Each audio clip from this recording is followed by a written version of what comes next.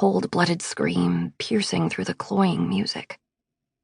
I looked down to see Freya writhing, unlatched from my breast, my nipples shriveled up from the shock of exposure, the air chilly despite the beating sun. Heads instantly turned my way, the families of Kingston gawking at the new parents who never should have brought such a young baby to a concert aimed at older kids. Freya followed her scream with a monkey cry, an ee, ee, ee I'd never heard before becoming a mother, one that was so common now. Max reached into the backpack and pulled out the llama pacifier, Freya's favorite, but I shook my head and pressed her, maybe a little too firmly, back onto my boob.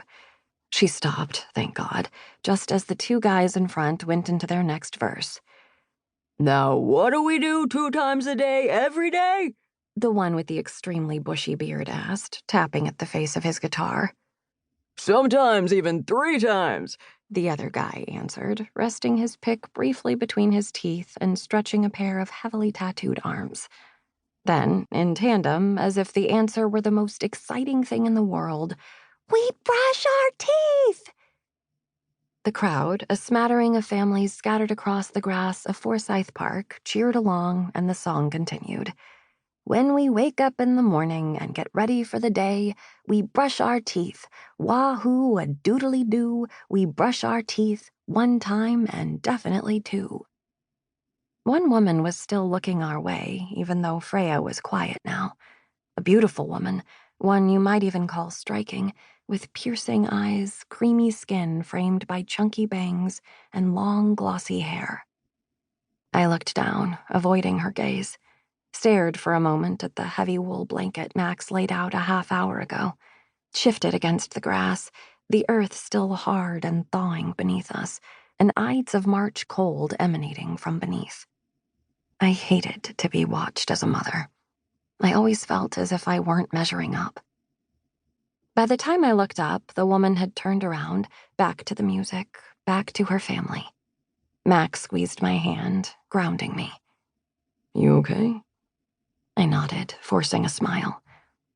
Max's dark brown eyes shone, and his wavy hair, due for a cut, flopped in front of his eyes, his beard covered lightly in this wax product I'd got him one Christmas, his crow's feet crinkling as a smile stretched across his face. He looked terribly handsome still, despite the lack of sleep, despite the circles beneath his eyes. What's more, he looked hopeful, brimming with new parent bliss, a burp cloth tossed over his shoulder for the moment Freya needed it. He was so good, his presence the balm that softened the rough edges of my emotions, the highs and lows and super lows of our post-Freya world. When he was beside me, helping, supporting, looking at her with such awe and love, I almost felt it would all be okay. I supposed it was destined to be this way, I thought, as I adjusted Freya on my breast. Max had been all encouragement, all assurances from the moment he found out I was pregnant. He was 37 when I met him, with a sense you could almost feel, seeping from his pores, that it was time to slow down. His band, the Velvet Hope, a synthy alt-rock act that I genuinely loved, had brought him a bit of indie and festival circuit fame, but little in the way of money. Shortly before we'd met, he'd thrown most of his energy into a business offering music lessons to kids in Manhattan and Brooklyn. By the time he moved in with me 6 months later, he had a nice little operation going.